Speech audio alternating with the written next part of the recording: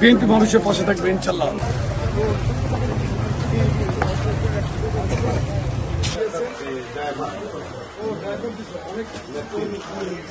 আমাদের সাংগঠনিক অভিভাবক দেশনায়ক জনাব তারেক রহমান বাংলাদেশের যেখানেই যে আহত হয়েছে, নিহত হয়েছে, উনি তাদের প্রতি সহমর্মিতা প্রকাশ করেছেন এবং সাধ্যমতো সবার খোঁজখবর নেওয়ার চেষ্টা করেছেন, চিকিৎসা করেছেন, চিকিৎসা সহায়তা করেছেন। বন্যার প্রথম দিন থেকেই আমাদের বিএনপি ভারপ্রাপ্ত চেয়ারম্যান, আমাদের সাংগঠনিক অভিভাবক দেশনায়ক জনাব তারেক রহমান আমাদেরকে অর্থাৎ বিএনপি পরিবারের প্রতিটি নেতাকর্মীকে মাঝে থাকার জন্য বলেছেন, বিশেষ করে বন্যা কবলিত এলাকায় বন্যার্থ মানুষের পাশে দাঁড়ানোর জন্য এবং সহযোগিতার হাত বাড়ানোর জন্য নির্দেশ দিয়েছেন। সেই ধারাবাহিকতায় বিএনপির প্রতিটি নেতাকর্মী, বিশেষ করে যুবদল, ছাত্রদল, স্বেচ্ছাসেবক দল, কৃষক দল, শ্রমিক দল সহ প্রতিটি নেতাকর্মী বন্যার্থ মানুষের পাশে এসে দাঁড়িয়েছে।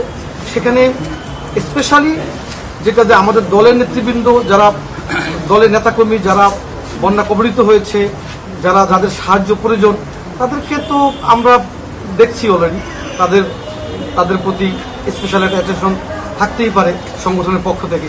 কিন্তু সাধারণ মানুষ আর আমাদের সংগঠনের নেতাকর্মীদের মাঝখানে আমরা কোনো পার্থক্য করতে চাইনি। আসলে আমরা চাই যে সাধারণ মানুষের সাথে আমাদের এই রাজনীতিটা হোক যে সহযোগিতার রাজনীতি।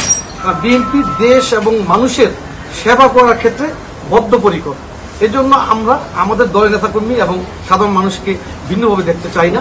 তবে সাংগঠনিকভাবে নেতাকর্মীদের প্রতি যারা আক্রান্ত হয়েছে বন্যায়, তাদের প্রতি একটু প্রায়োরিটি থাকতে পারে।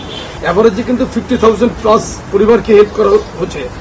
আরও যতদিন পর্যন্ত বন্যা কবলিত অঞ্চল হিসাবে এটা থাকবে, বিএনপি এবং অঙ্গ সংগঠন জনগণের পাশে থাকবে। বিএনপি বরাবরই জনগণের পাশে থাকে এবং জনগণের কথা বলে জনগণের দল এটা।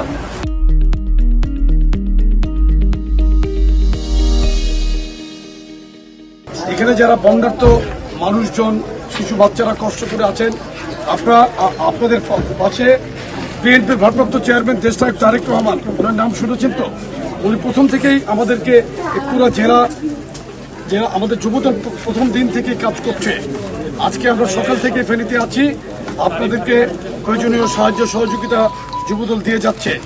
যতদিন পর্যন্ত এই বন্যার পরিবেশ স্বাভাবিক না হয়, আমরা ইনশাল্লাহ আপনাদের পাশে আমাদের সাধ্যমতো থাকবো। আমি আপনাদের কষ্ট করে যারা উপস্থিত হয়েছেন তাদের সকলকে এখানে আমাদের যুবদলের পক্ষ থেকে আমরা ধন্যবাদ জানাই যে আপনারা কষ্ট করে এখানে উপস্থিত হয়েছেন। আমরা আপনাদের পাশে আছি, থাকবো। বিএনপি সবসময় জনগণের দল, জনগণের পাশে থাকে। বিশেষ করে আমাদের প্রিয় নেত্রী দেশনেত্রী বেগম খালেদা জিয়া এবং বিএনপির ভারপ্রাপ্ত চেয়ারম্যান দেশনায়ক তারেক রহমান এই বন্যার্থদের মাঝে আমাদেরকে প্রথম থেকে বন্যা কবলিত 12টি জেলায় আমরা পর্যায়ক্রমিকভাবে কাজ করে যাচ্ছে। আমরা ইনশাল্লাহ আমরা আপনাদের কষ্টে, আপনাদের বিপদে আমরা পাশে থাকবো, জনগণের পাশে থাকবো। বিএনপি জনগণের দল, মানুষের প্রয়োজনে বিএনপি মানুষের পাশে থাকবে ইনশাল্লাহ। আমরা গত 15 দিন পর্যন্ত কোথাও শুকনো খাবার, কোথাও রান্না করা খাবার, কোথাও নগদ অর্থ, কোথাও ঔষধ দিয়ে আমরা সাহায্য করেছি। এবং আমাদের বিএনপি ভারপ্রাপ্ত চেয়ারম্যান, আমাদের সাংগঠনিক অভিভাবক দেশনায়ক তারেক রহমান বলেছেন, বন্যা শেষ না হওয়া পর্যন্ত এবং পুনর্বাসন কর্মসূচি শেষ না হওয়া পর্যন্ত বিএনপি পরিবারের তথা যুবদলের প্রতিটি নেতাকর্মী যাতে বন্যার্থ মানুষের পাশে এসে দাঁড়ায়। বর্তমান সরকারের ধারাবাহিকতায় ভবিষ্যতে যে সরকার আসবে, গণতান্ত্রিক সরকার ইনশাল্লাহ বাংলাদেশে গঠিত হবে।